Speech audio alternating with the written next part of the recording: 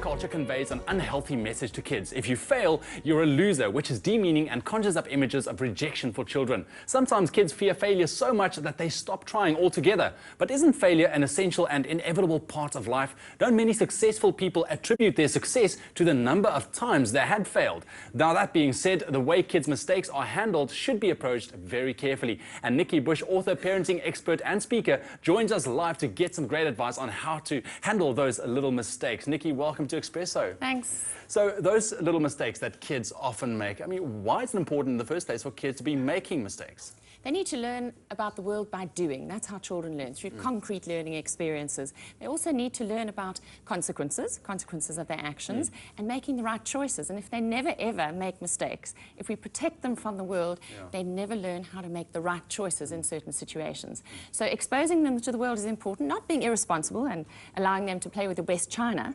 But you know, clearly every now and again, if a 3 or 4 year old drinks a cup of milk out of a glass instead of a plastic mug, they get a completely different experience. Now, why do they fear making mistakes then so much that they try and avoid it altogether?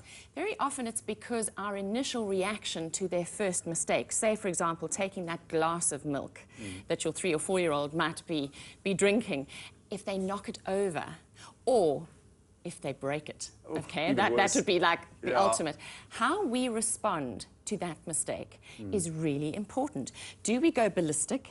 Do we punish them? Do we, you know, lose our own marbles over it? Or are we calm?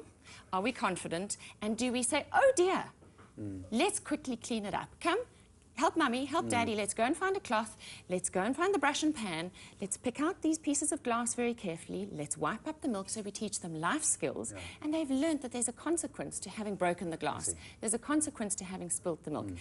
If we lose it over something like that, that sets up a fear reaction for any mistake they make moving forward. And we learn a lot of our best lessons in life at the feet of pain, disappointment and failure. Exactly, but when it comes to kids, obviously a situation like that, you need to create it in a positive way. A teachable moment. Exactly. I call it a teachable moment. A teachable moment. Yes. Now, I know that kids are very, very clever when something like that happens. I mean, what are some of the things that they do to hide that little mistake that they do so mom or dad would never notice? You know, they'll only hide it if they know they're going to be in trouble.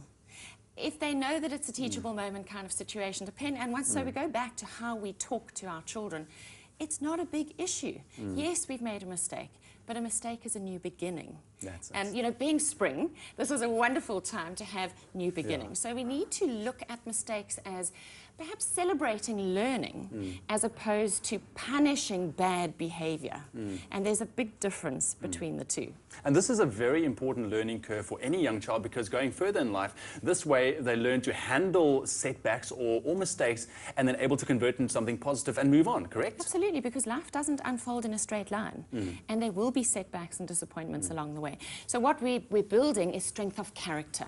We're building resilience. We're building determination and persistence. All those things that our kids are going to need to be really good at and have big reserves of in order to succeed in that future world of work. Well, you're really giving me some good advice with my little boy on the way. Man, I'm so glad I know you. But just final tips for parents out there on handling mistakes, what would you say?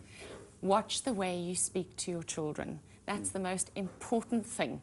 What is coming out of your mouth? A smack or nice, positive, encouraging words doesn't mean to say you don't have to be firm. And children definitely still need boundaries. But let's celebrate the learning, you know, not the disappointment, but let's celebrate what did we learn about that today? What won't we do like this next time? How will we do this differently next time? And this is right from, as I said, sort of 3, 4 years of age, all the way through to the teenage years. And conversation is really important. And also share your own mistakes with your children. You're a real person. We are not perfect. And our kids need to learn from how we have coped with pain, disappointment, and our own failure and mistakes in life. That's a very interesting topic, because normally parents, you know, withhold from their kids as to what they went through as children. And just think about how many mistakes we as a human race have made around the planet, and we are sitting living with the mistakes that we've made, and we need these kids to have an I can mentality, because they have to go and mop up all the mess and the mistakes we have made. Exactly. Nikki, thank you so much once again for joining us, and also the great advice on this very interesting topic.